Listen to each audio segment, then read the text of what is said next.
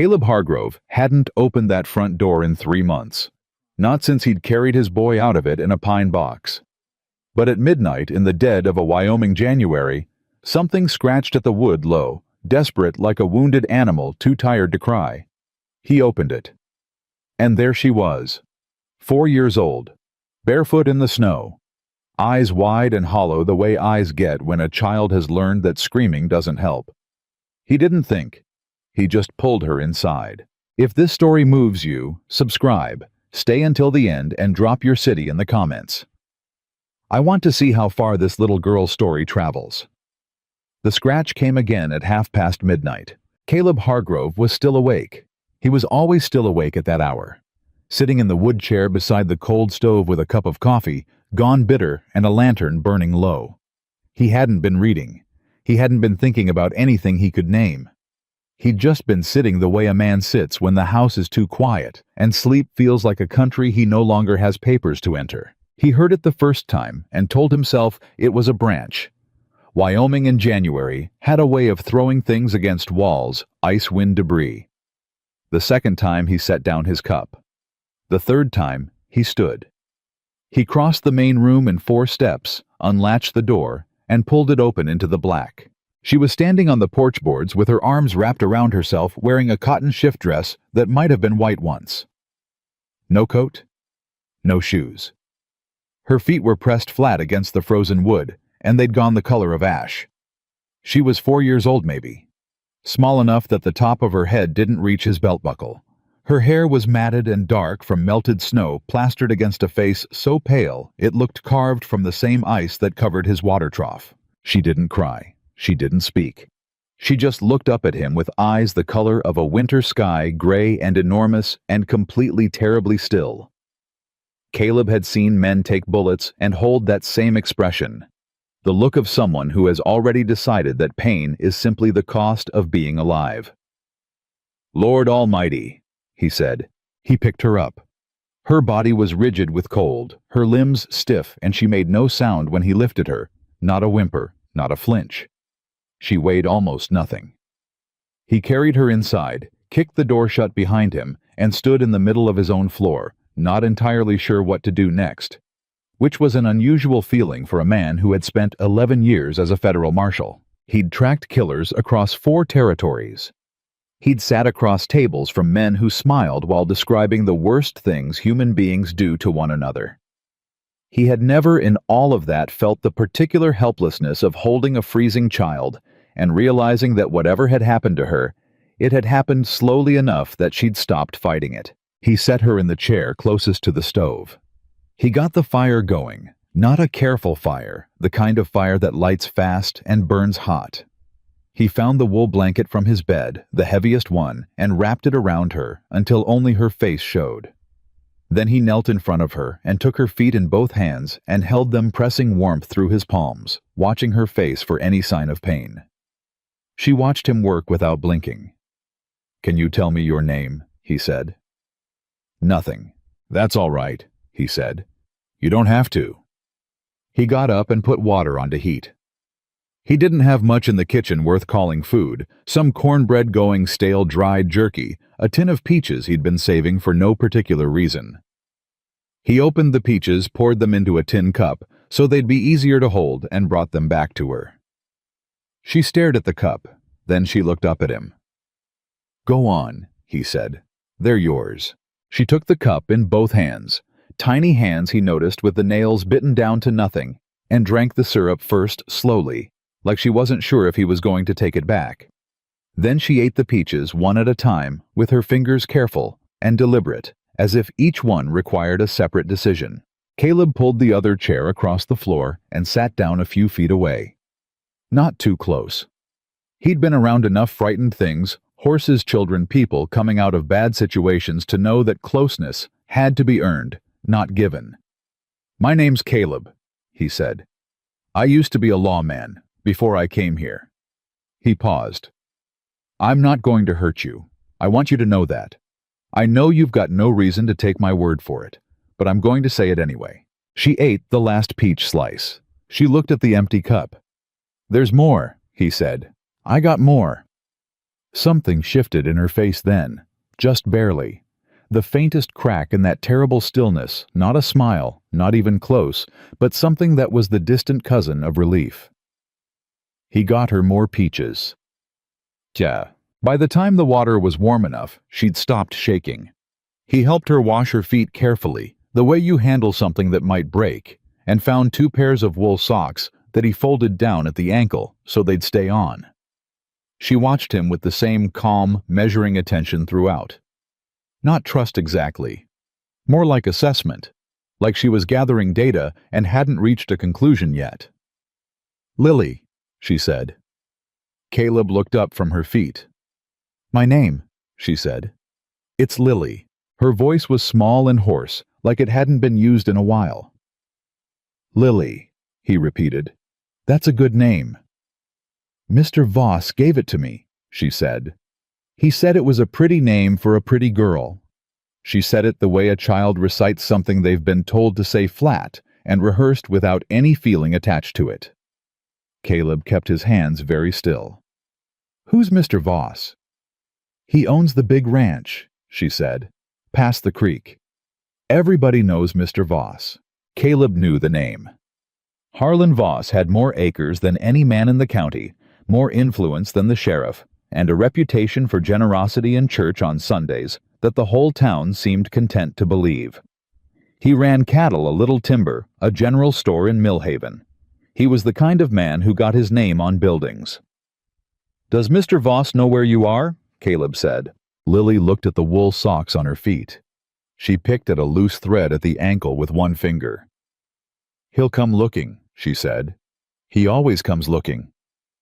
"When did you leave his ranch?" "When it got dark."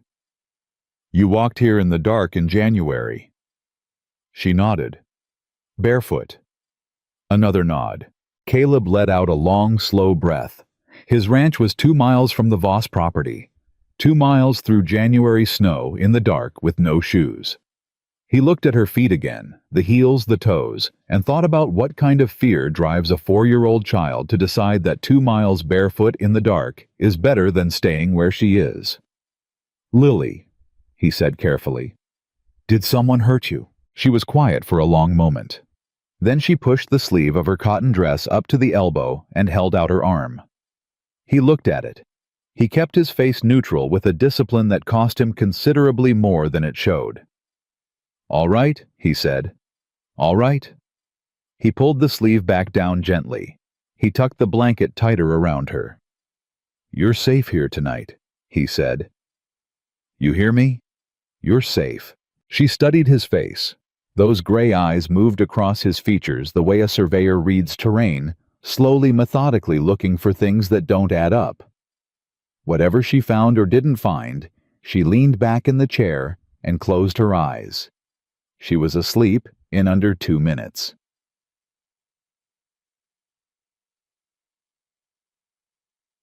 Caleb sat across from her and didn't move for a long time.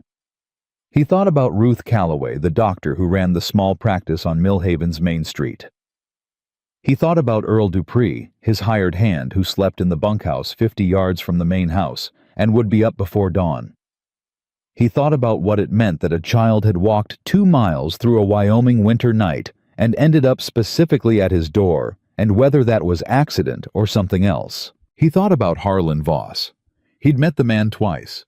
Once at a town meeting about water rights, once at the general store.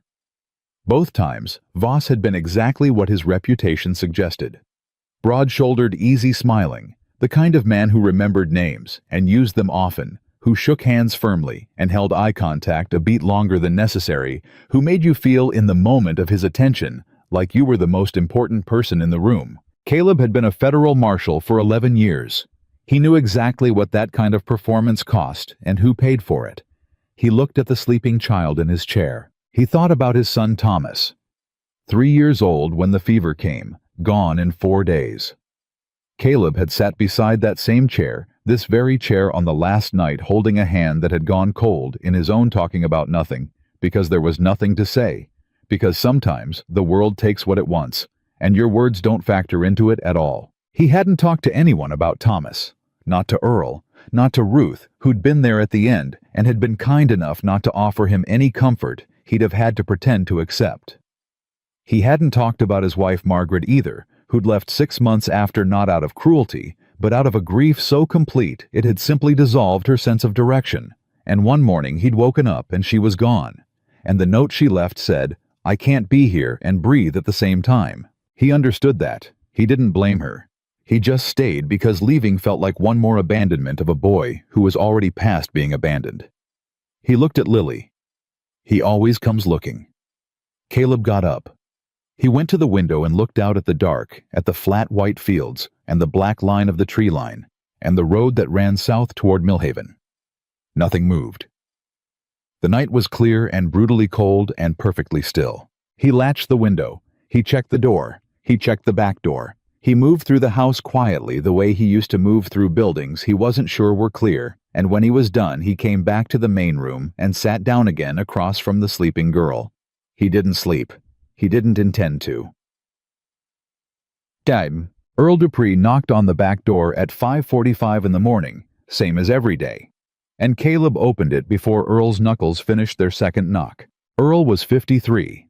Black, built like a man who'd spent his entire life doing work that asked everything of him and had received exactly what it asked.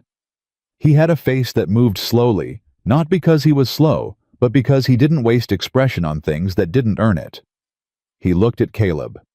He looked past Caleb at the small shape under the blanket in the chair. "Morning," he said. "Earl," Caleb said.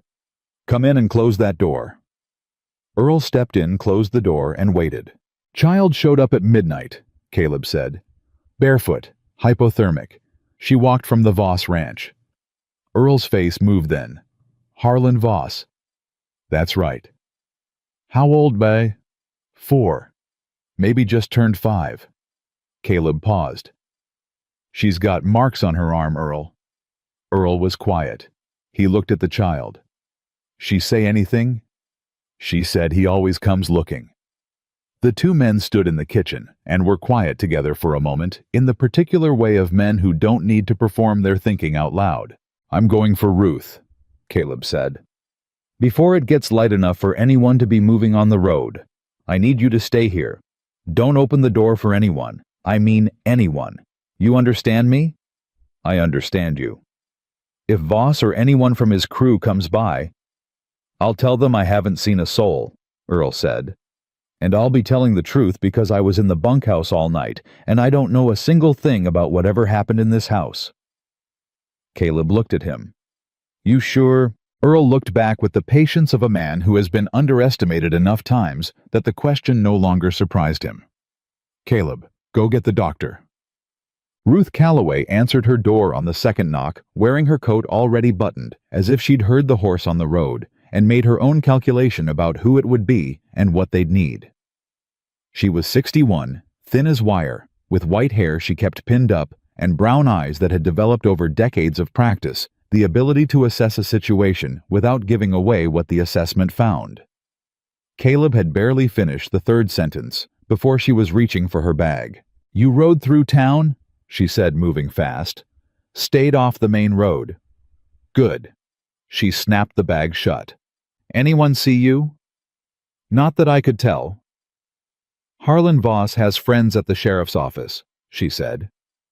"Wade Pruitt's been in his pocket for 2 years, maybe longer." "I know." "You should also know," Ruth said, pulling her door shut and locking it behind her, "that this is not the first time I've heard that name in connection with a child." Caleb stopped on her front steps. "Say that again." Ruth looked at him directly. In the pre-dawn dark, her breath came in small white clouds. "There was a boy 2 years ago, 7 years old. His mother brought him to me with injuries she couldn't explain. When I asked questions, she stopped bringing him." She paused. 3 weeks later she left town. No forwarding address. The boy went with her. Another pause. Or so I was told. The space between them filled up with the implications of that last sentence. "You think she left on her own?" Caleb said. "I think," Ruth said carefully, "that I have never been able to confirm it either way." Caleb stood very still in the dark outside Ruth Calloway's door and felt something settle in his chest that was neither anger nor grief, but the particular cold clarity that used to come over him before a situation that was going to require everything he had. "Let's go," he said. "Get him there." Lily woke up when Ruth came through the door, and she did what Caleb had been half afraid she'd do.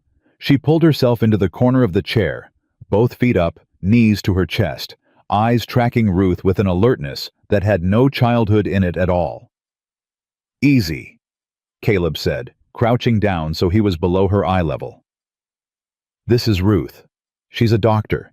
She's a friend of mine. She's going to help." "She works for Mr. Voss," Lily said. "No," Caleb said. "She doesn't work for anyone but herself." Lily looked at Ruth for a long moment.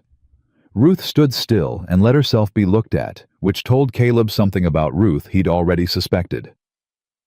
"Does it hurt?" Lily finally said. Not to either of them in particular, just into the room. "Does what hurt?" Ruth asked. "When you fix things," Lily said. "Does it hurt?" Ruth set her bag down on the floor and sat down on the edge of the hearth, bringing herself level with the child. "Sometimes," she said. "I'm not going to lie to you about that, but I'll tell you before I do anything, and I'll stop if you ask me to." Lily considered this. "All right," she said. She let Ruth examine her. She was quiet throughout that same eerie composure, that same absence of protest, and Caleb stood in the corner of the room and watched and kept his hands loose at his sides and worked to maintain the expression of a man who is simply observing and not one who is cataloging every item he intends to answer for. When Ruth was finished, she repacked her bag with careful, deliberate movements. She didn't look at Caleb right away. When she did, she tilted her head slightly toward the kitchen. "Earl," Caleb said, "can you sit with her for a minute?" Earl came in from where he'd been waiting by the back wall. He had a way of being present without imposing on a space that Caleb had always admired. He brought a second tin cup of peach syrup and offered it to Lily without making a production of it, and Lily took it and held it in both hands and watched him the way she'd watched everything, carefully gathering data, and he sat down across from her and didn't say a word. In the kitchen, Ruth spoke in a voice barely above a whisper. "4 distinct bruises on the upper arm consistent with adult finger grip," she said. "Healed laceration on the left shoulder, probably 3 weeks old. Burns on the right palm here and here." She marked the spots on her own hand, consistent with something hot being pressed deliberately against the skin. She stopped. "And she's malnourished. Not starved, but not fed properly either. Not for some time."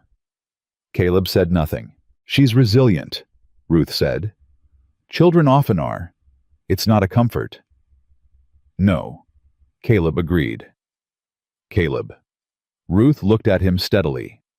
"Harlan Voss is the legal guardian of that child. He has documents. The county judge signed them 18 months ago. If he comes here..." "He'll come here," Caleb said. "When he does, the law is on his side. Wade Pruitt will enforce it." "I know. So what are you going to do?" Caleb looked through the kitchen doorway at the small figure in the chair holding the tin cup, watching Earl with those measuring gray eyes. "I'm going to make sure," he said slowly, "that when Harlan Voss walks through that door, he does not walk back out with that child." Ruth studied him. "And how exactly do you plan to do that within the law?" "I spent 11 years as a federal marshal," Caleb said. "I know every way there is to do something within the law, and I know a few ways the law hasn't figured out yet." He paused. "But first, I need to know who signed those guardianship papers and why, and I need to know what happened to that boy 2 years ago, and I need to know if there's anyone else." Ruth was quiet for a moment. Then she said, "Clara Heston." "Who?" "She worked the Voss Ranch for 4 years, cook and house staff. She left abruptly last spring, and she's been living with her sister on the east side of town ever since." Ruth paused. "She doesn't go out much. She doesn't talk about why she left." Another pause. "But I've seen her face when Voss's name comes up in conversation, and I've been a doctor long enough to know what that kind of expression means." Caleb nodded once. I'll need to talk to her. She may not talk to you. She will, he said, not arrogantly, just with the flat certainty of a man who has spent his life in rooms with people who didn't want to talk and had learned slowly and at some cost how to make them feel safe enough to do it anyway. Ruth looked at him for a moment longer. Then she nodded. What do you need from me? Document everything you found, Caleb said. Every mark, every measurement, every detail. Date it. Sign it. Keep a copy somewhere Voss can't get to. He held her gaze. And Ruth, if anyone asks you where you were this morning, you went for an early ride. You haven't been to my property in 2 weeks. Ruth picked up her bag. I went for an early ride, she said. I haven't been to your property in 2 weeks. She went back into the main room, said something quiet to Lily that made the child look up at her with an expression that wasn't quite a smile, but was something adjacent to it, and then she was gone out the back door into the early gray light of a Wyoming morning. Caleb stood in the kitchen alone for a moment. Somewhere south of here at the big ranch, past the creek, Harlan Voss was going to wake up and discover that a small girl was missing. And then he was going to start making the kinds of calls that men with his kind of money and influence make when the world doesn't arrange itself the way they expect. Caleb thought about a pine box. He thought about a note on a kitchen table. He thought about 11 years of riding toward danger and the way his hands used to be steady in the worst moments and the way they were still steady now, even after everything, even with all of it. He thought about Lily's arm. He went back into the main room. Lily, he said. She looked up from the tin cup. Nobody is taking you anywhere today, he said. You understand me, nobody. She studied his face for a long moment with those terrible, careful eyes. Then she said, You promise. And Caleb Hargrove, who had not made a promise to anyone in 3 years, said, Yes, I promise. The promise hung in the air between them like smoke after a gunshot. Lily looked at him for 3 full seconds. Those gray eyes doing their slow, careful work, and then she turned back to the tin cup and finished the last of the syrup. She didn't say thank you. She didn't need to. Something in the set of her small shoulders had changed just slightly, the way a door changes when the latch finally catches. Caleb pulled on his coat. Earl, he said, I'm going into town. I need you to keep her inside and keep the curtains drawn. If anyone rides up anyone at all, you don't answer.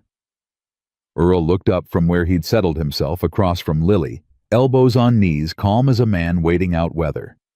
And if they don't take no answer for an answer, then you come to the back window and fire twice into the air, Caleb said. I'll hear it from the road. Earl nodded once. How long you planning to be? Long as it takes. He looked at Lily one more time before he went out. She was watching him over the rim of the cup, not afraid, not pleading, just watching the way she'd watched everything since she'd arrived at his door. Like she was memorizing him. Like she'd learned somewhere along the way to memorize people fast in case they disappeared.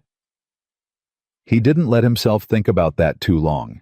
He rode into Millhaven with the morning light still thin and gray, and the main street empty enough that his horse's hooves sounded loud against the frozen ground. He went east first, away from the sheriff's office, away from the general store that had Voss's name above the door down the narrow side street, where the houses sat close together and smoke was just beginning to rise from the chimneys. Clara Heston's sister lived in the 3rd house on the left. Ruth had told him that much. He knocked. A woman answered who was clearly not Clara. Older, broader, with a flour-dusted apron, and the expression of someone who had spent considerable time fielding visits they didn't ask for. I'm looking for Clara Heston, Caleb said.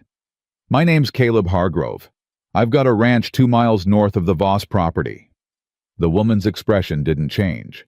Clara doesn't take visitors. I know, Caleb said. I'm not here on a social call. He paused. There's a child, 4 years old. She showed up at my door last night. I need to understand what she walked away from. The woman in the doorway went very still. From somewhere inside the house a voice said, Maud, let him in. Clara Heston was 34 and looked older.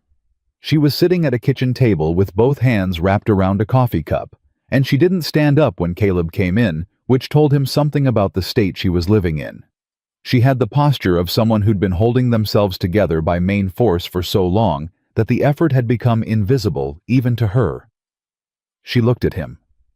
"A little girl," she said. "Dark hair, gray eyes." "That's right." Clara set down the coffee cup. Her hands stayed on the table, and Caleb noticed they were shaking very slightly.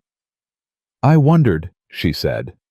"When I heard she was placed there, I wondered how long before—" She stopped, started again. "Her name is Lily. He told everyone she was his ward, an orphan he was caring for out of Christian charity." Her voice carried no inflection whatsoever on those last two words. "How long was she at the ranch?" Caleb said. 18 months, maybe a little more. And before that, I don't know where he found her," Clara said. "I only know what I saw after." She looked at the table. "I tried to protect her when I could, kept her out of his way, made sure she ate, but I was—" She stopped again. "I was afraid. I am not proud of that. But I was afraid." "Why did you leave?" Clara looked up at him. Something moved through her face that was specific and complete, and answered the question more fully than any words would have. "All right," Caleb said quietly. "I understand." "You can't understand," Clara said, "but I'll tell you anyway." She pulled in a breath. "Last March there was a boy, 12 years old, working the ranch for the summer. After 2 weeks I could see something was wrong. I told Harlan I was concerned. I told him the boy looked unwell." She paused. 3 days later the boy was gone. Harlan told me his family had come for him. I asked to see them leave. He smiled at me. That smile he has, that wide, generous smile, and he said, "Clara, why would you need to see that?" And I knew right then that if I stayed another week, something would happen that I could never untell myself. The kitchen was quiet. "She's safe right now," Caleb said. "I need her to stay safe. And I need to know, is there anything you saw? Anything you can speak to that would hold up in front of a judge?" Clara laughed. It wasn't a happy sound. "Judge Whitmore signed those guardianship papers himself," she said. "Him and Harlan go back 20 years. Hunting trips, poker games, land deals." She shook her head. "You're going to walk into that courthouse, and what exactly are you going to do?" "I'm going to find out what Whitmore's signature is worth," Caleb said. "And then I'm going to find out what it costs to make it worth less." Clara stared at him. "You don't know what he's like when someone challenges him," she said. "You don't know what he does." "I know what he does," Caleb said steadily. "I've known men like Voss my entire career. I know exactly what they do when they feel threatened. They come at you through every system. They own the law, the money, the reputation." He leaned forward slightly. "But here's what they don't know how to do, Clara. They don't know how to handle someone who's already lost everything and isn't afraid of them." Clara looked at him for a long moment. "What have you lost?" "My son," Caleb said. 3 years ago. And my reason to stay careful after that." The silence stretched. Then Clara Heston said, "Sit down, Mr. Hargrove. I'm going to tell you everything I saw." He was back at the ranch by mid-morning, and before he'd gotten his horse unsaddled, he heard it hoofbeats from the south road, more than one horse coming fast. He didn't run. He finished with the horse, latched the stall, and walked out of the barn at a steady pace. 3 riders had already pulled up in front of the house. The one in the middle was Harlan Voss. Caleb had remembered him as large, but he'd underestimated it. Voss was 6'3", at least broad across the chest, with the kind of physical confidence that came from a lifetime of never having been told no in any room he'd walked into. He was wearing a heavy coat, and his hat was tilted against the morning glare, and he was smiling. That wide, generous smile. "Caleb Hargrove," Voss said, like they were old friends encountering each other at a social. "Been meaning to ride out and properly introduce myself. I think we've only met the once." "Twice," Caleb said. "Twice, that's right." Voss nodded pleasantly. "I've got a situation on my hands this morning. One of my wards has gone missing. Little girl about 4 years old. Dark hair. You haven't seen her by any chance?" "Can't say I have," Caleb said. Voss looked at him. The smile didn't move. That's a shame. She's a timid little thing, gets confused easily. I've been very worried. I imagine you have been. The two men to Voss's left and right were both watching Caleb with the particular attention of men who were paid to watch. Caleb registered them, assessed them, and returned his attention to Voss. Mind if we look around, Voss said. Still pleasant, still smiling. Just to put my mind at ease. I do mind, actually, Caleb said. You want to look around my property, you come back with a warrant. Something changed behind Voss's eyes. Just for a moment, a half-second at most, and then the smile was back wider now, carrying an edge it hadn't had before. Well now, Voss said. That's an interesting response from a neighbor. It's the legal response, Caleb said. You were in contact with the law long enough to get yourself guardianship papers. You know what a warrant is. Voss tilted his head. She's a vulnerable child, Hargrove. I have legal responsibility for her well-being. Then file a missing persons report with the sheriff's office, Caleb said. That's how it works. Voss looked at him for a long beat. The pleasantness was still there, but it had thinned considerably, the way ice thins at the edges when the temperature starts to rise. I know you lost your boy, Voss said. His voice had gone quieter, gentler. I know what that does to a man. Makes him want to protect things, hold on to things. He paused. That's understandable, Caleb. It truly is. But that little girl has a home, and she has someone who cares for her, and whatever you think you know. I didn't say I knew anything, Caleb said. The quiet between them was different now. You didn't, Voss agreed. You're right. He gathered his reins. I'll leave you to your morning. The smile again, full and warm and completely false. But Caleb, I do hope you'll think carefully about the kind of trouble that comes with getting involved in things that aren't your business. This is a small county. It tends to be good to the people who get along and hard on the ones who don't. He turned his horse and rode south, and his two men followed without a word. Caleb stood in the yard and watched them go, and didn't move until the sound of hoofbeats had faded completely. Then he went inside. Earl was standing just back from the window. Lily was behind him against the far wall, holding the blanket around her shoulders. He's gone, Caleb said. Lily said, he knows. He suspects, Caleb said. That's different. He'll come back, she said. With the sheriff, probably. And then they'll make you give me back. Caleb crouched down so he was at her level. Not if I do what needs doing before then, he said. But I need a little time, Lily. Can you trust me for a little time? She looked at him the way she always looked at him, measuring, assessing that terrible, careful attention. Then she said, how much time? A day, he said. Maybe 2. She thought about it.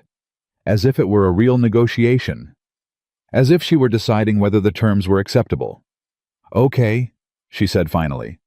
But if he comes back before then, he will not get through that door, Caleb said, without going through me first. Wade Pruitt came that afternoon. Caleb heard the single rider before he saw him, and felt the particular quality of the hoofbeats, unhurried official, the gait of a man who believed the law was on his side and therefore had no reason to rush. He stepped out onto the porch and waited. Sheriff Pruitt was 45 thick through the middle, with a gray mustache and the air of a man who had held his position long enough to forget that it was meant to serve someone other than himself. He had a star on his chest and a piece of paper in his hand, and the expression of someone delivering inconvenience they've decided not to feel guilty about. Caleb, he said, pulling up. Wade. You know why I'm here? I can guess. Pruitt held up the paper. Harlan Voss has filed a report of a missing ward. Girl named Lily, age 4. He has legal guardianship signed by Judge Whitmore. He paused. He says she may be on your property. Does he? Caleb said. I need to ask you directly. Is she here? The two men looked at each other. Caleb had known Wade Pruitt for 2 years, not well, but well enough. Well enough to know that Pruitt wasn't a cruel man. He was a convenient one, which was sometimes worse. I want you to hear something before you finish that sentence, Wade, Caleb said, before you make whatever decision you've already more or less made. Pruitt waited. Ruth Calloway examined a child this morning, Caleb said. Burns on the palm, grip bruises on the upper arm, a healed laceration on the shoulder, malnourishment over an extended period. He said each item slowly, with the even pace of testimony.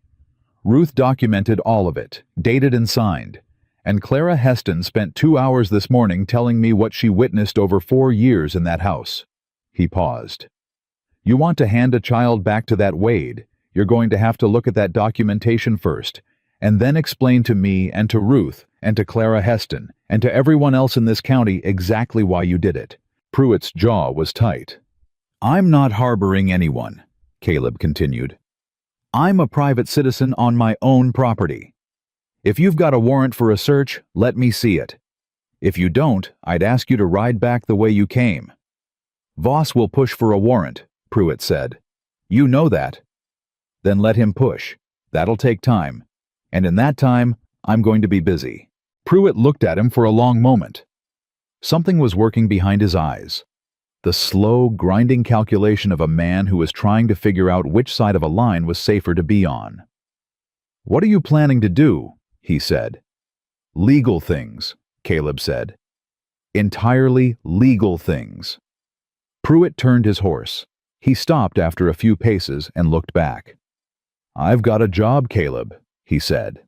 It sounded almost like an apology. I know you do, Caleb said. I'm asking you to do it right. Pruitt rode south. By evening, Earl had ridden to the Calloway house and back with a message from Ruth Clara Heston, had agreed to put her account in writing, witnessed and signed.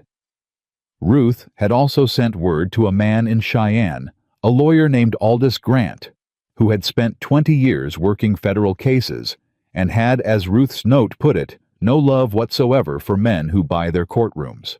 Caleb sat at the table that night with the lamp burning and wrote out everything he knew in the clean, organized hand of a man who had written field reports for 11 years. He wrote what Lily had told him. He wrote what Ruth had found. He wrote what Clara had described. He documented the timeline of Voss's interactions with children in his care going back as far as Clara's memory reached. He wrote, and the house was quiet around him, and from the back room where Earl had set up a proper sleeping pallet, he could hear Lily's breathing slow and even the deep and absolute sleep of a child who had, for the first time in a long time, decided it was safe to let her guard down. He didn't know if he could keep that promise. He'd made it anyway because some promises are worth making, even when you can't guarantee them, because the alternative is leaving a 4-year-old child to believe that no one will ever say those words to her and mean them. He wrote until the lamp needed oil. He refilled it and kept writing. At some point past midnight, he heard a small sound from the back of the house. Footsteps light and careful, and then Lily appeared in the doorway, in the oversized wool socks, the blanket still wrapped around her shoulders, her hair loose and tangled from sleep. "You're still up," she said. "I am." "What are you doing?" "Writing down the truth," Caleb said. "So it can't be taken away. Can't be." She patted across the floor and stood beside his chair and looked at the pages spread across the table. She couldn't read them. She was 4 years old, but she studied them with great seriousness as if she were checking his work. "Will it help?" she said. "It's a start," Caleb said. She stood there another moment. Then she said, "Mr. Voss has a lot of money." "He does." "Money makes people listen to you." "Sometimes," Caleb said. "But the truth is louder than money if you say it in the right room." Lily considered this. "What's the right room?" "A courtroom," Caleb said. "In front of a judge who isn't owned by the man you're speaking against." She thought about that. "Is there a judge like that?" "I'm going to find one," Caleb said. She was quiet. Then she said, "Are you scared?" Caleb looked at the pages in front of him. He thought about Voss on horseback with that wide, empty smile. He thought about Pruitt's tight jaw. He thought about a boy whose whereabouts after leaving the Voss ranch were unconfirmed. "A little," he said honestly.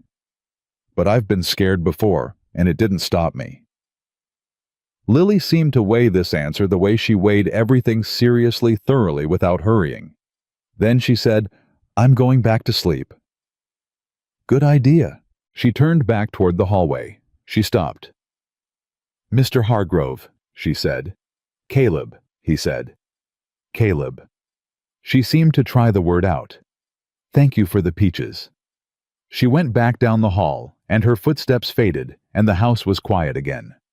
Caleb sat at the table with the lamp burning and the pages in front of him, and his hand still around the pen, and he didn't write anything for a long time. He just listened to the sound of her breathing from the back room, steady and slow, the sound of a child sleeping somewhere safe. Then he turned to a fresh page and kept writing. Somewhere south of here, Harlan Voss was making plans. So was Caleb. The letter from Aldous Grant arrived on the second morning. Earl brought it in from the road before full light, still sealed with a Cheyenne postmark and handwriting so precise it looked engraved. Caleb opened it at the kitchen table, while Lily was still sleeping, and read it twice without moving. Grant's message was short. He'd received Ruth's wire. He knew the name Harlan Voss, knew it specifically in connection with a land acquisition dispute 3 years prior that had involved falsified deed records and a county clerk who'd subsequently relocated to Colorado under circumstances Grant described as not entirely voluntary. He was not surprised to hear the name again. He would be in Millhaven in 4 days. He advised Caleb to speak to no one in the local court system and to document everything. The last line read, "Do not let that child out of your sight. Men like Voss do not wait patiently." Caleb folded the letter and put it inside his coat. 4 days. He was still thinking about that number when he heard hoofbeats from the south road. Not one horse this time. Several. Moving fast. He was on the porch before they came into view. 5 riders and Pruitt at the front, and behind Pruitt a man Caleb didn't recognize in a town suit and a flat-brimmed hat, carrying a document case under one arm. Voss wasn't with them. That was the detail Caleb noticed first, and it told him something. Voss had sent the law ahead, which meant Voss was letting the system work for him, which meant Voss believed the system would. He was probably right to believe that. Pruitt pulled up and didn't get off his horse. "I've got a court order, Caleb," he said. His voice had the flat, practiced neutrality of a man who'd made his decision and was done renegotiating it with himself. "Signed this morning by Judge Whitmore. It authorizes the return of the minor child to her legal guardian." "Let me see it," Caleb said. Pruitt passed the document down. Caleb read it. It was exactly what Pruitt had said. It was neat, official, stamped, signed. Whitmore's signature sat at the bottom, like a period at the end of a sentence that didn't leave room for argument. The man in the suit had dismounted. "Mr. Hargrove," he said in the clipped tone of someone who dealt in paperwork and found human beings inefficient by comparison. "I'm representing Mr. Voss's legal interests. This order requires your immediate compliance. Refusal constitutes obstruction of a court order and—" "I can read," Caleb said. He handed the order back to Pruitt. He looked at the 5 riders and at the man in the suit, and he kept his voice very level. "I want you to understand something before this goes any further," he said. "I have a signed and witnessed medical examination documenting injuries to that child consistent with deliberate abuse. I have a sworn written statement from a former employee of the Voss household describing a pattern of conduct going back 4 years. And I have a federal attorney traveling from Cheyenne who will be in this county in 4 days. He paused. "You execute that order today, you are returning an abused child to the man who abused her, and every one of you is going to have to account for that."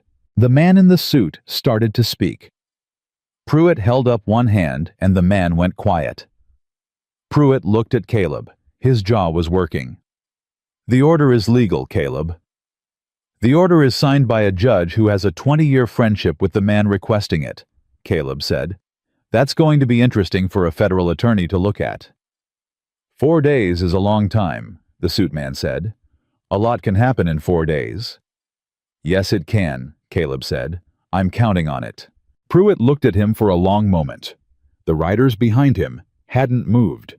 The morning was cold and clear, and nobody said anything, and the silence had a weight to it. The specific weight of a moment where things could go several different directions, and everyone present knew it. Then from inside the house, a sound. Small footsteps on the floorboards, and then Lily's voice carrying clearly through the closed door, "Caleb." Every person in that yard heard it. The man in the suit straightened. Two of the riders exchanged a look. Pruitt's face changed, just slightly, something in it that might have been discomfort. "I'm here," Caleb called back without raising his voice much. "Stay inside." A pause. Then, "Okay." Pruitt looked at his saddle horn. He looked at the court order in his hand. He looked at Caleb. 4 days, he said. It wasn't agreement. It wasn't defiance. It was a man buying himself a little more time to figure out which side of this he could live with. 4 days, Caleb confirmed. Pruitt turned his horse. The suit man sputtered something about contempt and legal consequences, and Pruitt said, "Get back on your horse, Mr. Fenwick," in a tone that closed the subject, and they rode south. Caleb stood on the porch until they were gone. Then he went inside. Lily was standing in the middle of the main room with the blanket around her shoulders and her gray eyes very wide. "They came for me," she said. "They tried," Caleb said. "They'll come back." "Yes. And next time, Caleb said, "I'll have more to show them." He rode to town that afternoon alone, and he went to see Pastor Thomas Aldrich. Aldrich ran the Methodist church on the north end of Millhaven's Main Street, a lean, quiet man of 60, with the careful diction of someone who chose every word the way a carpenter chose wood for grain and weight, and how it would hold under pressure. He'd been in Millhaven for 20 years. He knew everyone. He was known to everyone. Caleb found him in the small office behind the sanctuary going over accounts, and said what he'd come to say without preamble. Aldrich listened without interrupting. He was very still. When Caleb finished, Aldrich folded his hands on the desk and looked at them for a moment. "I've had concerns about Harlan Voss," he said for some time. "What kind of concerns?" "The kind a man has when something doesn't add up," Aldrich said. "He's generous in public, visible in his charity, but I've never been able to shake the feeling that his generosity points inward." He paused. "Towards something he wants people to see, rather than something he actually feels." "Will you speak?" Caleb said. "Not about suspicions, about character, about what you've observed." Aldrich was quiet. "You're asking me to stand against a man who has significant influence in this community," he said, "who has on more than one occasion implied, not threatened, implied that the church's continued good standing in this county depended on his goodwill." "I know what I'm asking," Caleb said. Aldrich looked at him. "Ruth Calloway already spoke to me this morning," he said, "before you came." He opened his desk drawer and took out a folded piece of paper. "I wrote this last night. I wasn't sure I'd be brave enough to give it to anyone." He slid it across the desk. "I suppose now I am." Caleb opened it. It was a carefully written account of 3 separate incidents over 2 years. A child seen at Voss's ranch with injuries Aldrich had noted and raised quietly with Voss and Voss's responses, which Aldrich had recorded verbatim with the instinct of a man who suspected he'd need them later. "This is good," Caleb said. "It isn't enough," Aldrich said. "No," Caleb agreed. "But it's another voice, and voices stack up." Aldrich leaned back in his chair. "There's a woman," he said slowly, "named Helen Marsh. She was a seamstress here until about a year and a half ago. She had a young nephew staying with her 8 or 9 years old. The boy did some work at the Voss ranch during the summer. He came home changed." Aldrich paused over that word. Quiet, withdrawn. "Helen took him to her sister in Denver. She told me the Sunday before she left that she would never let anyone know where they'd gone." He met Caleb's eyes. "She told me who she was afraid of." The room was very quiet. "Can you reach her?" Caleb said. "I sent a letter to Denver this morning," Aldrich said, "before you came." Caleb looked at this man across the desk, this quiet 60-year-old pastor who had been collecting evidence in careful handwriting because he'd known somewhere in the back of his careful mind that a day like this was coming. "Thank you," Caleb said. "Don't thank me," Aldrich said. I should have done more sooner. We all should have.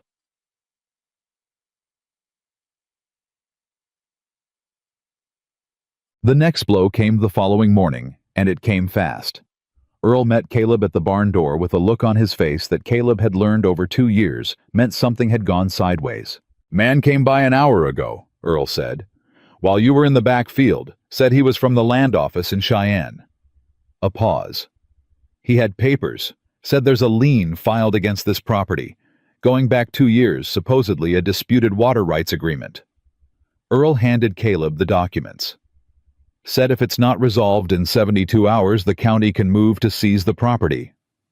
Caleb took the papers. He read them. He read them again. "This is fabricated," he said. "I know it's fabricated," Earl said.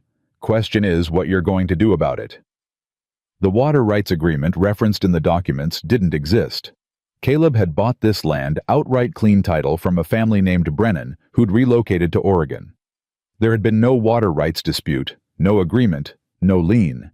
Someone had created this paperwork inside the system using the system's own language and stamps and procedures to manufacture a crisis with a 72-hour window. 72 hours. Aldous Grant would arrive in Millhaven in 3 days. The timing was not accidental. Caleb stood very still and thought about it. Then he said, "Saddle my horse." "Where are you going?" "To find out who filed this," Caleb said. "And who told them to." He rode to the land office in Millhaven and walked in without knocking, and put the papers on the desk of the county recorder, a thin young man named Jessup, who had the startled expression of someone who'd been expecting a different kind of Thursday. "I need to see the original filing for this lien," Caleb said. "The submission date, the filing party, the clerk who processed it." Jessup looked at the papers. He looked at Caleb. "I'd need to check them now," Caleb said. Jessup checked. He went through records with the nervous energy of someone who suspected he was about to find something he wished he hadn't. He went through them twice. He went through them a third time, and this time he stopped. "This filing," Jessup said carefully, "was submitted 3 days ago. The filing party is listed as the Millhaven County Water Authority." "Who chairs that authority?" Jessup's Adam's apple moved.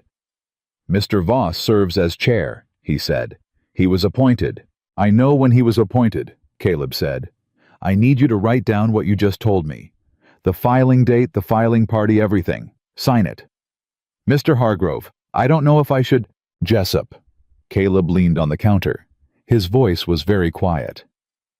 "A man just tried to take a child who has burn marks on her hands and grip bruises on her arms, and when the law didn't move fast enough, he filed fraudulent paperwork against my property to remove me from it before a federal attorney arrives to examine his conduct. I need you to write down what you just told me. It is the truth. You are a county employee. You are supposed to serve the truth." Jessup looked at him for a long, uncomfortable moment. Then he reached for his pen. By midday, Caleb had Jessup's signed statement in his coat pocket alongside Grant's letter and Aldrich's account, and Clara's testimony, and Ruth's medical documentation. He had 5 separate pieces of paper. Each one, a different voice saying a version of the same thing, and none of them enough on its own, but together building something that had weight and shape and the beginnings of a structure that could hold. He was 2 blocks from the land office when Voss stepped out of the general store directly in front of him. No riders this time. No lawyers. Just Harlan Voss in his coat, carrying a paper-wrapped parcel under one arm, as if he'd simply been doing his shopping. The 2 men stopped on the boardwalk 6 feet apart. "Caleb," Voss said. That smile. Always that smile, like a hand offered in friendship with a knife behind the back. "Harlan," Caleb said. "Heard you've been busy." "You heard right." Voss looked at him with something that was almost appreciation. "I want you to understand something," he said, dropping the pleasantness just enough to let Caleb see the edge underneath it. "I have been building in this county for 20 years. I have relationships, legal standing, and resources that you cannot match. I am not a man you want as an enemy." "I don't want anything from you," Caleb said. Except that child. Voss tilted his head. Why? He said.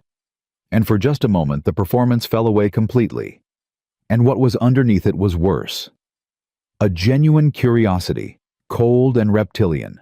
The confusion of a man who truly did not understand why someone would spend this much on something that wasn't theirs. She's nothing to you. She's a ward. She's a child, Caleb said. And she walked 2 miles in January snow to get away from you. Something moved across Voss's face, gone in an instant. Children get confused, he said. They misunderstand discipline. Is that what it was? I have never done anything that wasn't within my legal rights as her guardian, Voss said. Everything I've done is documented and defensible and has been reviewed by a sitting judge. I know, Caleb said. I'm very interested in that judge. The smile finally dropped all the way. For the first time standing on a Millhaven boardwalk in the middle of the day, Caleb saw Harlan Voss without it. What was underneath was not rage. It was colder than rage, more deliberate. It was the expression of a man recalculating. You have no idea what you've started, Voss said. You're probably right, Caleb said. But I've finished things I didn't start before. I'm good at it. He walked past Voss and kept walking and didn't look back. Chete. The telegram came that evening. Earl brought it from the Millhaven telegraph office just before dark, and Caleb read it at the kitchen table while Lily sat across from him practicing letters on a scrap of paper with a stub of pencil she'd found in the kitchen drawer. It was from Aldous Grant. It was 11 words Whitmore flagged. Federal Circuit aware, arriving tomorrow. Do not move, tomorrow. Not 4 days, tomorrow. Something had moved faster than Caleb expected. He read the telegram again and then set it face down on the table and sat very still, working out what it meant that Grant had accelerated. What it meant that the Federal Circuit was already aware of Whitmore, what had happened in the last 48 hours in Cheyenne, that Caleb didn't know about. What does it say? Lily asked. She was still working on her letters, tongue pressed to her upper lip with the effort of it. It says help is coming sooner than I thought, Caleb said. She looked up. Good sooner or bad sooner? Caleb looked at her, at this 4-year-old child working on her letters at his kitchen table, wearing his wool socks and eating his food and sleeping in his spare room, who had appeared at his door 2 days ago, with nothing but a cotton shift and a bone-deep knowledge of how dangerous people could be. Good sooner, he said. You sure? He wasn't entirely sure, but he said, yes, because some things you commit to before the evidence is complete, because the alternative is a kind of paralysis that helps no one. Lily looked at him for a moment longer. Then she looked back down at her paper and made a careful, slightly crooked letter L. That's the first letter of my name, she said. It is, Caleb said. Ruth showed me, she said. This morning while you were outside. She said I should learn it. She said it's mine, and nobody can take it. Caleb looked at the letter on the paper, small and crooked, and made with enormous concentration by a 4-year-old hand. She's right, he said. Outside the wind was picking up from the south. Inside, the lamp burned steady. Lily made another letter slower this time, more deliberate, and somewhere on the road from Cheyenne, a federal attorney was riding through the dark, carrying the kind of authority that money couldn't entirely buy and relationships couldn't entirely neutralize.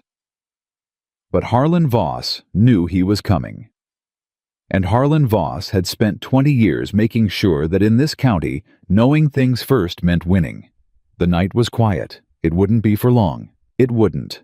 Aldous Grant rode into Millhaven at 7 in the morning, and he looked nothing like what Caleb had expected. He was 52 short with wire-rimmed glasses, and a coat that had seen considerable travel, and a leather satchel so worn and overstuffed it looked like it might give out before its owner did. He had no riders with him, no official escort, no display of any kind. He tied his horse in front of the Millhaven boarding house, asked the woman at the desk where he could get coffee, and was sitting at a corner table with a cup and his satchel open when Caleb walked in 20 minutes later. Mr. Hargrove, Grant said without looking up from the document he was reading. Sit down. We have a great deal to cover and not as much time as I'd like. Caleb sat. Grant looked up. He had the kind of eyes that had spent decades reading things people tried to hide, small, sharp, permanently measuring. He looked at Caleb the way a man looks at a structure he's deciding whether to trust with weight. Tell me everything, Grant said. From the beginning. Leave nothing out. I'll stop you when I need to, Caleb told him. He laid it out in the same order he'd written it Lily at the door. Ruth's examination, Clara's account, Aldrich's statement, Jessup's filing record, Voss on the boardwalk, the fraudulent lien. Grant stopped him 4 times to ask specific questions, each one precise and aimed at exactly the joint where the story was most under pressure. When Caleb finished, Grant set down his pen and picked up his coffee. The guardianship papers are the center of it, Grant said. Whitmore signed them, which means Whitmore is either corrupt or negligent, and in my experience with Judge Whitmore, it is emphatically the former. He paused. I have been watching Cornelius Whitmore for 3 years. This isn't the first time his name has appeared on documents that served Harlan Voss's interests. It is, however, the first time there's a child involved with documented injuries and multiple witnesses. He set down the cup. That changes the calculus considerably. What does that mean for today? Caleb said. It means I am filing an emergency petition this morning with the Federal Circuit to suspend Whitmore's authority over this specific matter and appoint a neutral reviewing judge. Grant pulled a document from the satchel.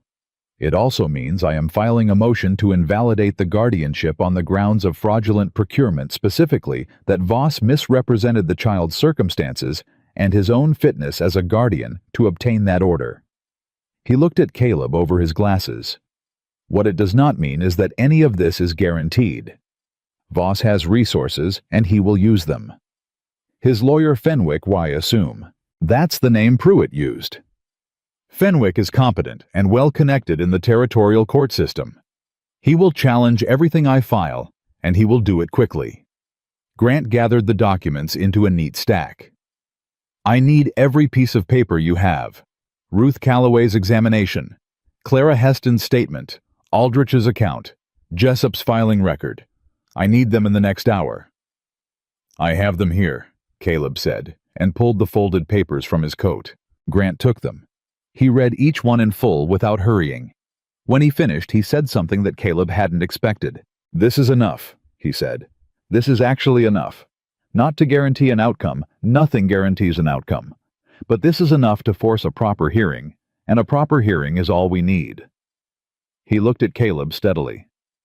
Because in a proper hearing in front of a judge who doesn't owe Harlan Voss a single thing, the truth of what that child has been living with will be visible to everyone in that courtroom. Caleb said, How long until a hearing? I'm going to push for 48 hours, Grant said. Voss's team will push back. It'll probably be 72. He paused. Can you keep her safe for 3 more days? Yes, Caleb said. Grant nodded. He closed the satchel. One more thing, he said, and I want you to hear this clearly. Voss is going to escalate. When men like him feel the system starting to turn against them, they don't wait for the verdict, they try to change the conditions before the verdict can happen. He may make another move on the property. He may go after your witnesses. A pause. He may try to take the child directly. The word directly sat on the table between them like a stone. Let him try, Caleb said. Grant looked at him with the careful eyes. I'm not saying that to frighten you, he said. I'm saying it because you need to be prepared for a man doing something that stops making legal sense and starts making desperate sense. He stood. I've seen it before. When the walls close in, they stop thinking about consequence. Caleb stood too. Mr. Grant, he said, I spent 11 years as a federal marshal. I have sat across from men who stopped thinking about consequence. I know what that looks like, and I know what to do about it. Grant held his gaze for a moment. Then he said, Good. He picked up his satchel. I'll have the petition filed before noon. I'll send word when the hearing is confirmed. He walked out, and Caleb watched him go, and thought that Aldous Grant was exactly the kind of man you wanted on your side, unimpressive to look at, and absolutely immovable once he'd decided where to stand. The escalation came faster than either of them had predicted. It came that same afternoon, and it didn't come through the law. Caleb was at the ranch when Earl came in from the road at a pace that told him something was wrong before Earl said a word. "Clara Heston," Earl said. "Someone broke into her sister's house this morning, while they were both out, tore the place apart." "Was anything taken?" "Her sister says no, nothing of value." Earl met his eyes. "But Clara's written statement, the copy she kept, is gone." Caleb stood very still. "Is Clara all right?" "Shaken. Her sister's furious." Earl paused. "Clara says she's not going to testify. She's scared, Caleb. She's talking about leaving town." Caleb reached for his coat. "Where is she?" He drove Earl's wagon into town because it was faster than saddling up, and he went to the sister's house on the east side and knocked, and Maud opened the door with the expression of a woman who had moved well past fear and arrived at anger. Clara was in the kitchen. She was standing with her arms wrapped around herself, and she turned when Caleb came in, and her face was the face of someone who had made a decision and was trying to hold on to it. "I can't do this," she said before he'd spoken. "I have nowhere to go if I have nothing. I can't be the one who—" "Clara," Caleb said. He kept his voice level. "Look at me." She looked at him. "He sent someone to steal a piece of paper," Caleb said. "Do you understand what that means? It means he's afraid of what's on it. It means your words have weight. If they didn't, he would have ignored them." He paused. "He is not ignoring them. He is afraid of them." Clara's jaw was tight. Her eyes were bright with something that was equal parts fear and fury. "I gave you my statement," she said. "You have it." "I do. And Grant has a copy filed with the Federal Circuit. That copy cannot be stolen." He took a step toward her. "But Clara, I need you to stand up in a courtroom and say it, out loud, in front of people. A piece of paper is evidence. Your voice is testimony. They are not the same thing." "He'll destroy me," she said. "Whatever he has to do." "He will try," Caleb said. "I won't let him." "You can't promise that," she said. "You promised that little girl too, and you can't guarantee it for her either." That landed. He felt it land. She was right, he couldn't guarantee any of it. No one in this situation could promise certainty because certainty wasn't available, and she was smart enough to know it. "No," he said, "I can't guarantee it. What I can tell you is that if you don't stand up, he wins. He wins today, and he wins tomorrow, and he wins the day after that. And some other child ends up in that house." He held her gaze. "Is that something you can live with? Because I watched you sit at that table and tell me what you saw. I watched your hands shake while you told it. You have been living with it already." Clara looked at the table. Her hands were still. After a long moment, she said, "I want someone with me, at the courthouse." "You'll have me," Caleb said, "and Ruth, and Aldrich. And if he tries anything, we will deal with it." He paused.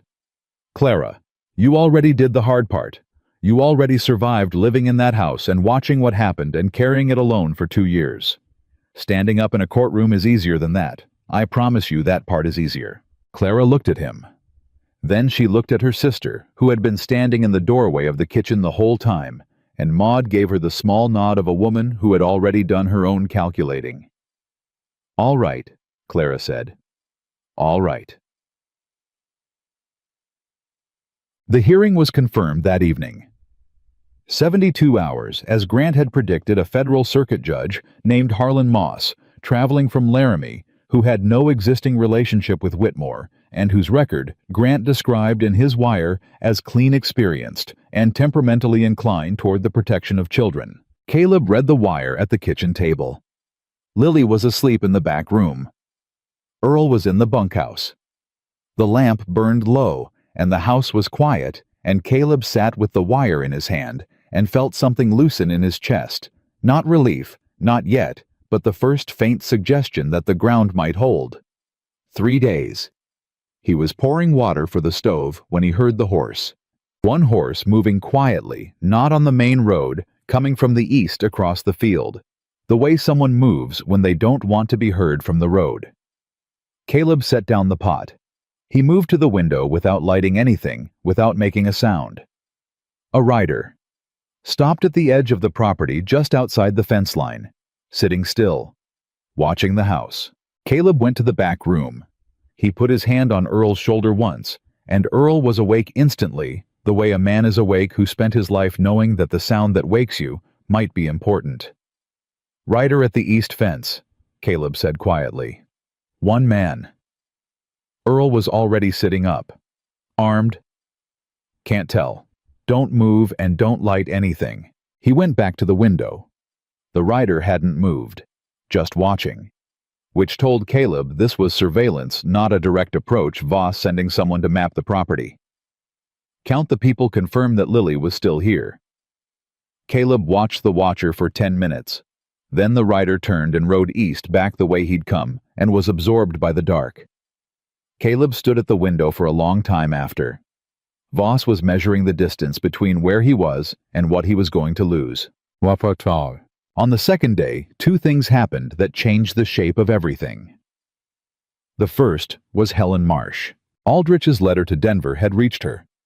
She arrived in Millhaven on the morning stage, a small, composed woman in her 40s with a nephew named Daniel, who was 11 now, and who had not spoken Harlan Voss's name in 2 years, not once, not to anyone. She came with her own written account, meticulous and dated, and she sat down with Grant in the boarding house for 2 hours. And when she came out, her face had the particular expression of someone who has set down something very heavy after carrying it a very long time. She came to the ranch that afternoon. She stood on the porch and looked at Caleb and said, "I left because I was afraid, and I am still afraid. But I am more afraid of what happens if that man never has to answer for it." "Come in," Caleb said. "I'll make coffee." She came in. And Lily, who had been sitting at the kitchen table with her letters, looked up at this woman she'd never seen and studied her the way she studied everything. Helen Marsh looked at Lily, and her face did something complicated and quiet, and then she said, "Hello, sweetheart." "Hello," Lily said, and went back to her letters. Helen looked at Caleb. "How long has she been?" "Working on her letters," Caleb said. "2 days." Helen pressed her lips together, nodded, sat down. The second thing was Pruitt. He rode out to the ranch alone late in the afternoon, and he dismounted when Caleb came out, and he didn't have any papers in his hand this time. "I need to talk to you," Pruitt said, "not as the sheriff, as a man." "All right," Caleb said. Pruitt took off his hat. He looked at it. He was a man doing visible, painful work on himself, and Caleb gave him the time to do it. "I've been to see Ruth," Pruitt said. "She showed me the examination, the whole thing, everything she documented." He stopped. "I have children," he said. "2 girls, 12 and 14. He stopped again. "I have been telling myself for 2 years that Harlan Voss was a difficult man who was nonetheless within his legal rights. I have been telling myself that the law is the law, and my job is to enforce it." He looked up. "I was wrong." "Yes," Caleb said. "You were." Pruitt flinched, but he didn't look away. "I can't undo what I didn't do," he said. "But I can tell you that at that hearing, if anyone asks me whether the court order I brought to your property was obtained through proper and ethical process, I am going to tell the truth." He paused. "Voss called me this morning. He wanted me to go to the boarding house and find a reason to detain Grant." He put his hat back on. "I told him I wouldn't do that." Caleb looked at him for a long moment. "What did he say?" "He said I'd regret it." "And—" Pruitt's jaw set. "I've been regretting things I didn't do for 2 years," he said. "I'd rather regret something I did." He got back on his horse. He rode north, not south, which Caleb noticed, not back toward town, not toward Voss's ranch, just north and away, a man needing road under him to process what he'd just decided. Caleb went back inside. "Who was that?" Lily asked. She was still at the table. She'd graduated from letters to her name she had Lily written in large, careful capitals on the paper in front of her, slightly crooked but fully legible. "A man who changed his mind," Caleb said. "About what? About which side he was on." Lily looked at the door, then back at her paper. "Is that good?" "Very good," Caleb said. She considered this. Then she wrote Lily again, smaller this time, more controlled, and held the paper up to look at it. "I wrote my name," she said. "I see that," Caleb said. "It's mine," she said. "Ruth said so." "Ruth's right," Caleb said. "It's yours." She looked at the paper for another moment. Then she set it down and picked up the pencil again and started practicing the letters of a second word, slowly, carefully, with all the concentration of someone who has recently discovered that words can belong to you, that you can put them on paper, and they stay there, that no one can take them back. Caleb watched her work and didn't say anything else. Outside, the sky was moving toward evening, and in 36 hours, a federal judge named Harlan Moss would walk into the Millhaven courthouse, and Harlan Voss, for the first time in 20 years in this county, would walk into a room where the rules did not belong to him. The paper on the table said, "Lily," in 2 different sizes, both of them hers. That was enough for tonight. The morning of the hearing, Lily woke up before anyone else. Caleb found her at the kitchen table in the gray pre-dawn light, sitting very straight, both hands flat on the wood, staring at nothing. She'd dressed herself the clothes Ruth had brought 2 days ago, a proper dress in dark blue wool, too big at the shoulders, but clean and whole. She'd combed her own hair. She was wearing the wool socks still because they were warmer than the shoes Ruth had brought, and she'd decided that on her own, without asking anyone. Caleb stood in the doorway and looked at her. "You're up early," he said. "I couldn't sleep," she said. "That makes 2 of us." He went to the stove and got the fire going. "You hungry?" "Not really." "You should eat anyway." He found the bread Ruth had brought and cut 2 slices and put them on the iron pan. "Today's going to be long." Lily watched him work. "Will I have to go?" she said. "To the courthouse." "No," Caleb said. "You stay here with Earl. The hearing is for adults." She was quiet for a moment. "What if the judge says I have to go back?" Caleb turned from the stove. He looked at her directly, the way he'd learned she needed straight on, no softening, no talking around it. "Then we appeal," he said. "And while we appeal, you stay here. Grant has already filed paperwork that prevents any transfer of custody until the federal circuit rules. That could take weeks, maybe longer." He paused. "You are not going anywhere today. I need you to believe that." She looked at him with those measuring gray eyes. "I believe you," she said. And it wasn't the automatic answer of a child placating an adult. It was the considered conclusion of someone who had spent a week gathering evidence and had reached a verdict. He put the bread in front of her. She ate it. They rode into Millhaven at 8 o'clock, Caleb and Ruth in the wagon, Grant on horseback alongside. Clara Heston was already at the courthouse steps when they arrived, standing with her sister Maud and with Helen Marsh beside her, and the 3 women had the particular posture of people who are frightened and have decided to be there anyway. Aldrich was on the steps too, hat in hand, and he nodded at Caleb when they came up. Pruitt was standing at the courthouse door in his sheriff's capacity, and he held it open when they came through, and he met Caleb's eyes as he passed and gave one small, tight nod. The courtroom was fuller than Caleb had expected. He hadn't anticipated how many people would come. Millhaven was a small town, 140 families, give or take, and word had moved through it the way word moves through small places, which is to say, completely and fast. The benches were lined with people Caleb knew by sight, and some he knew by name, farmers, merchants, women who did laundry, and women who ran boarding houses, men who cut timber, and men who drove cattle. They sat with the quiet, watchful attention of people who understood that something important was happening and had decided they wanted to witness it. Voss was already seated at the respondents' table with Fenwick beside him. He was wearing his best coat, and his posture was correct, and his face was arranged in the expression of a man wrongly inconvenienced patient and faintly aggrieved. He did not look at Caleb when Caleb came in. Fenwick looked at Grant with the specific wariness of a man who had done his research overnight and didn't like what he'd found. Grant set his satchel on the petitioner's table and opened it with the calm of a man arranging his kitchen, and Caleb sat beside him and put his own folded papers on the table and waited. Judge Harlan Moss came in at 8:30 exactly. He was 68, gray-haired with a broad face, and the deliberate movements of a man who had learned that rushing produced errors and that errors had consequences. He sat. He looked at both tables.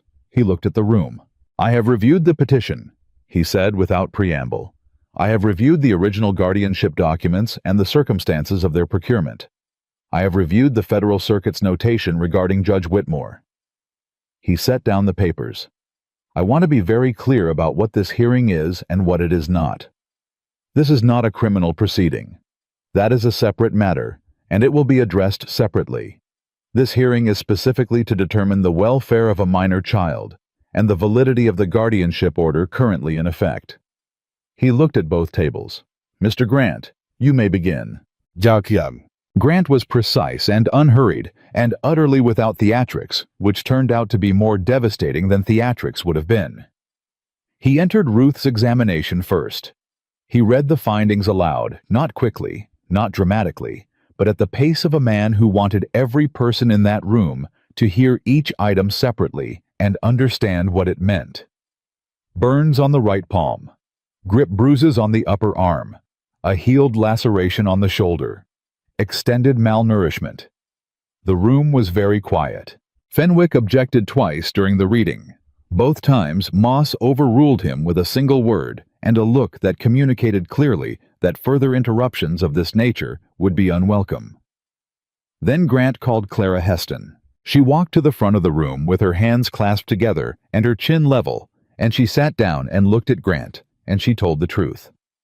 She told it in plain specific language with dates where she had them and approximate times where she didn't, and she described what she had seen in the Voss household over 4 years with the flat, steady voice of a woman who had decided that if she was going to do this, she was going to do it completely. When she described the afternoon, she had seen Lily crying in the kitchen and had found the burn on her hand and confronted Voss. The room made a sound. Not loud, just a collective breath, the sound of a group of people absorbing something they hadn't been sure they wanted to know. Voss at his table made a small motion toward Fenwick. Fenwick leaned over and they exchanged 3 words. Then Fenwick stood for cross-examination. He was careful and controlled. He challenged Clara's memory, her motivations, her departure from the ranch. He suggested in the smooth language of a skilled legal mind that a former employee with grievances might have reasons to misremember or mischaracterize events. Clara looked at him and said, "I have nothing to gain from being here. I have a great deal to lose.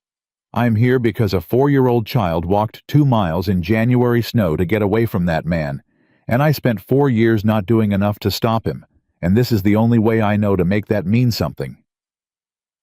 Fenwick had no follow-up question. Helen Marsh came next. She was briefer than Clara. She had less time in the house, less direct observation, but what she had was specific, and it landed differently because it was a second voice saying a version of the same thing, and a second voice transforms a story into a pattern.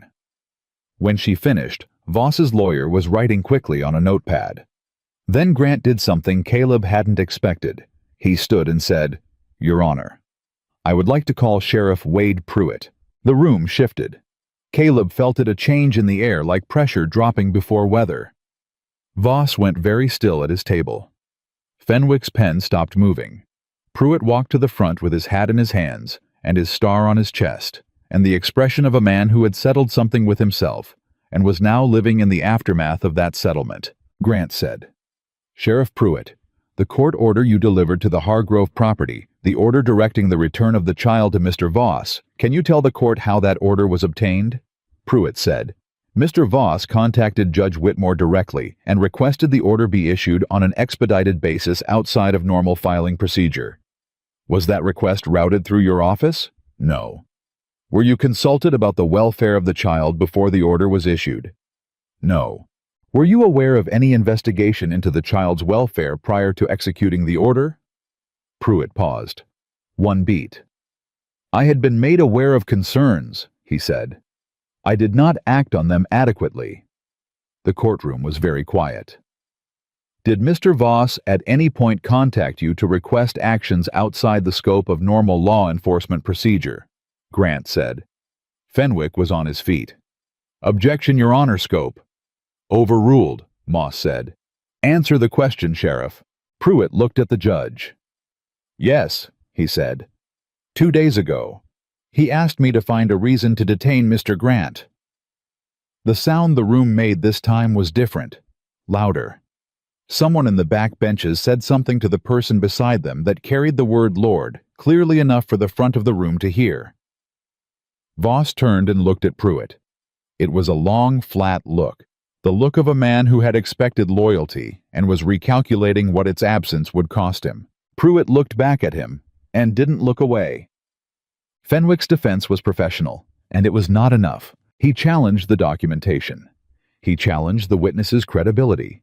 He presented character witnesses of his own 3 men from town who attested to Voss's generosity and standing men whose names Caleb recognized as men with land deals and business arrangements connected to Voss's operations.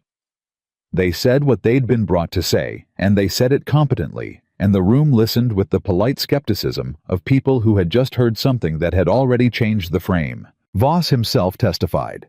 He was controlled and reasonable, and he used the word misunderstanding 4 times, and the word concerned 6 times, and he looked at the judge with the full force of that practiced, wide-eyed sincerity, the performance he had given in every room he'd walked into for 20 years.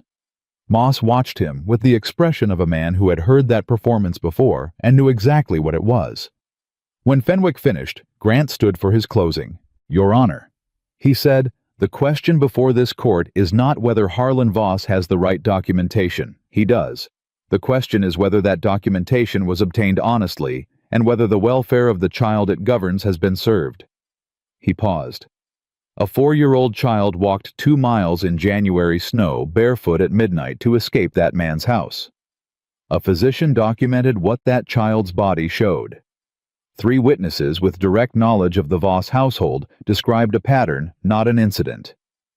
And a sitting law enforcement officer has testified that Mr. Voss attempted to obstruct federal legal process 2 days ago. Another pause. The documentation exists. What it represents is fraud. The guardianship exists. What it has produced is harm. This court has the authority and the obligation to say so. He sat down. The room was completely still. Moss looked at his papers. He looked at Voss's table. He looked at the room. I'm going to recess for 1 hour, he said. I will have my ruling when I return.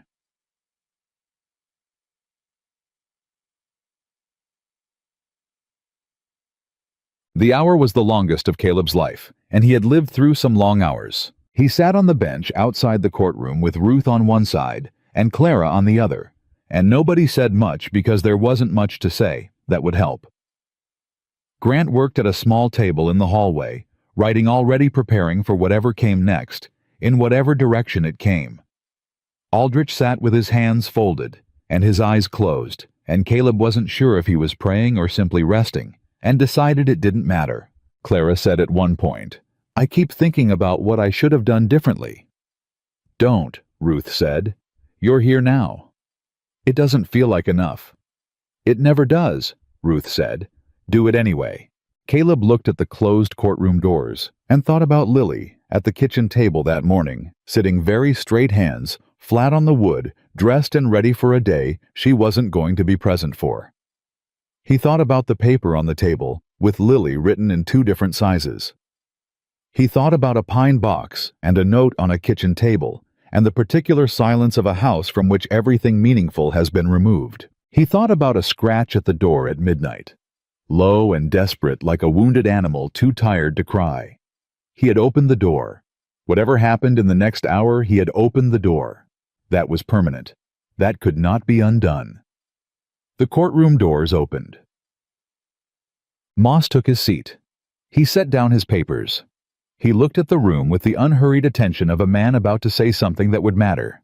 "I have reviewed all submitted evidence and testimony," he said. "I find the following. The guardianship order signed by Judge Whitmore was obtained through improper procedure and without adequate investigation into the minor child's welfare or the fitness of the petitioner. The medical evidence presented is credible, thorough, and consistent across multiple examinations. The witness testimony is credible and corroborated. The pattern of conduct described is serious, sustained, and harmful." He paused. "I am hereby invalidating the guardianship order in its entirety. The minor child designated as Lily will not be returned to the custody of Harlan Voss." He said several more things. He said them clearly and on the record. He referenced the fraudulent lien. He referenced Pruitt's testimony. He said that he was referring the matter to the Federal Circuit for criminal investigation and that all documentation would be forwarded accordingly. Caleb heard most of it. He also heard the sound the room made, not a cheer, not a shout. Something quieter and more substantial than that, the sound of a group of people exhaling something they'd been holding for a long time without knowing they were holding it. Clara was crying. Ruth had her hand. Fenwick was gathering papers at the respondent's table with the focused efficiency of a man removing himself from a situation. Voss sat still for a moment, one long still moment, and then he stood and he straightened his coat, and he walked out of the courtroom without speaking to anyone. 2 men from the federal marshal's office were waiting for him in the hallway. Caleb heard the exchange from where he was sitting, brief, official, the sound of a door closing on something. Grant appeared at Caleb's elbow. "The criminal referral will move quickly," he said in his quiet, precise way. "Given the documentation and Pruitt's testimony, I expect formal charges within a month, possibly sooner." He paused. "The child needs permanent placement. We should discuss." "I know," Caleb said. Grant looked at him. "Do you?" Caleb looked at the door where Voss had walked out. He looked at Clara, still crying with Ruth's hand on her back. He looked at Aldrich, who was standing now talking quietly to Helen Marsh, and at Pruitt by the wall, who was looking at the floor with the expression of a man taking a full accounting of himself. "I know," Caleb said again. He drove back to the ranch alone, faster than he'd come. Earl was on the porch when he pulled in, and he looked at Caleb's face and said, "Well, it's done," Caleb said. Earl sat back. He let out a long, slow breath. "Lord," he said quietly, not an exclamation, a word of genuine address. "Where is she?" "Inside. She's been working on her letters all morning." A pause. "She asked me twice what time it was." Caleb went inside. Lily was at the kitchen table. The paper in front of her had letters across the whole top, her name several times, and below it, other letters she'd been practicing, and below those, a shape that might have been an attempt at a word she didn't know yet. She looked up when he came through the door, and her face did something complicated. "Well," she said, it was exactly what Earl had said. Caleb understood that they had both been using those 4 hours to prepare for either answer. "He can't take you back," Caleb said. "It's over. The judge ruled." Lily looked at him. She looked at the paper. She looked back at him. "What happens now?" she said. Caleb pulled out the chair across from her and sat down. He hadn't thought past the hearing that was the truth.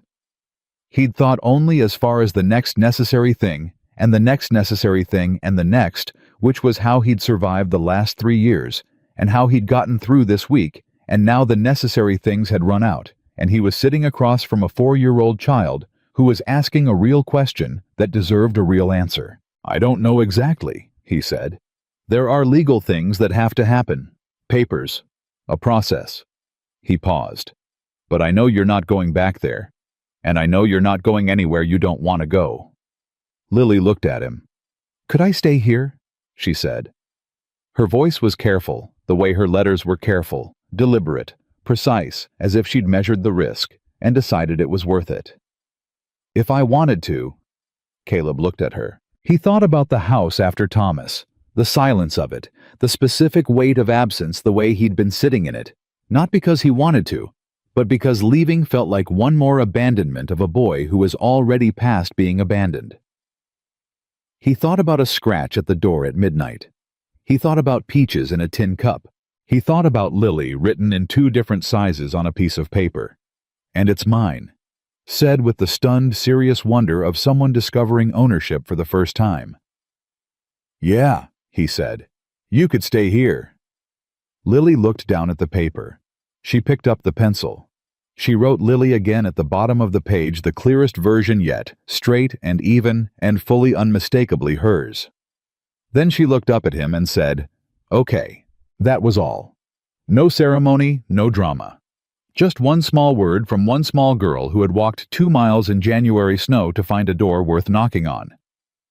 And Caleb Hargrove, who had not had a reason to stay careful in 3 years, looked at that word and felt it settle into him like the first warm day after a winter that had gone on too long, quiet and certain and completely permanently real. He had opened the door. She had walked through it, and in the only way that had ever mattered, they had both finally come home,